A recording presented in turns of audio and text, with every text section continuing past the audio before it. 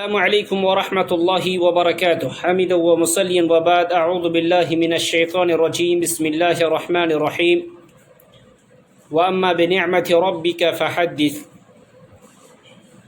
وقال النبي صلى الله عليه وسلم عن أنس رضي الله تعالى عنه: كان للنبي صلى الله عليه وسلم ناقة تسمى العضباء لا تسبق. قال حميد: أو لا تكاد تسبق. فجاء عربي على قعود فسبقها، فشق ذلك على النبي على المسلمين حتى عرفه، فقال عليه الصلاة والسلام: حق على الله ألا يرتفع شيء من الدنيا إلا وضعه. حدیث کا ترجمہ یہ ہے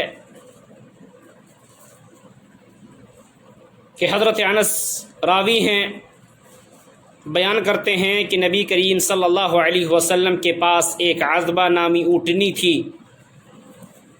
اور اس اونٹنی سے کوئی دوسری اونٹنی سبقت نہیں کر پاتی تھی، جیت نہیں پاتی تھی۔ ایک دیہاتی آیا اپنی اونٹنی پر سوار ہو کر، اور ریس میں وہ اونٹنی، دیہاتی کی اونٹنی آگے نکل گئی۔ صحابہ کرام رضوان اللہ علیہم اجمعین پر یہ شاق گزرا، تو نبی کریم صلی اللہ علیہ وسلم نے بیان فرمایا کہ حق علی اللہ الا یرتفع شیء من الدنیا الا وضعہ، کہ اللہ تبارک و تعالی پر یہ حق ہے، یا اللہ تبارک و تعالی کا دستور یہ ہے کہ ہر وہ چیز جو بلند ہوتی ہیں وہ ایک نہ ایک دن زوال ہوتا ہے۔ ہر وہ دنیاوی چیزیں، یعنی دنیا میں بلند ہونے والی ہر وہ چیزیں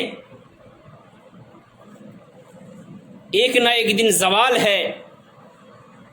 اگر یہ بلندی دلوں میں ہو تو اسے پست بہت جلد آ جاتی ہیں، اس لیے کہ پستی اس کی سزا ہے۔ یہ عذبہ اللہ کے نبی صلی اللہ علیہ وسلم کی اونٹنی، جیسا کہ قصوہ نامی ایک اونٹنی تھی،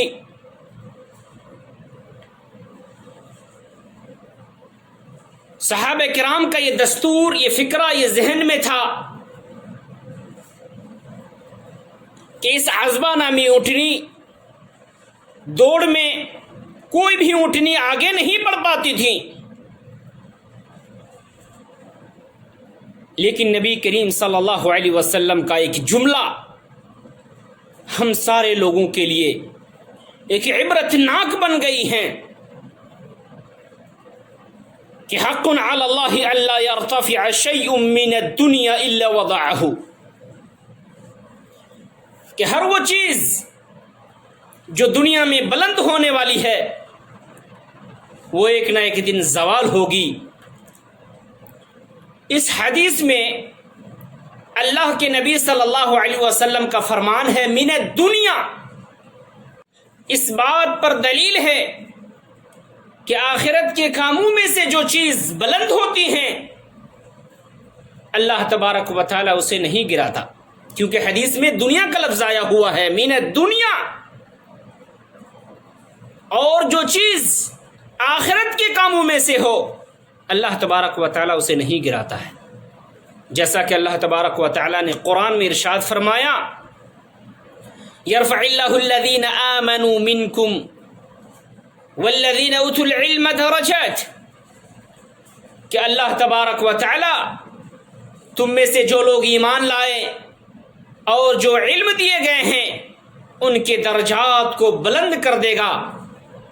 اس آیت کریمہ میں یہ وہ لوگ داخل ہیں جو اپنی علمی اور ایمانی صفات سے متصف ہوں گے، ایسا ممکن نہیں کہ اللہ تبارک و تعالی انہیں رسوا کرے، اس لیے کہ اللہ تبارک و تعالی ان کو ذلیل نہیں کرتا بلکہ ان کا نام بلند کرتا ہے اور آخرت میں ان کے درجات کو بلند کر دیتا ہے۔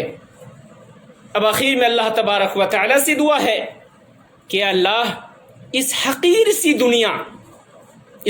سی دنیا کی کو ہم ترجیح نہ دیں بلکہ آخرت کی دنیا کو ہمیں ترجیح دینی چاہیے، اور آخرت کی دنیا وہ ہمیشہ بقا والی زندگی ہوگی۔ اللہ تبارک و تعالی ہم سارے مسلمانوں کو آخرت کی زندگی کو ترجیح دینے کی توفیق عطا فرما۔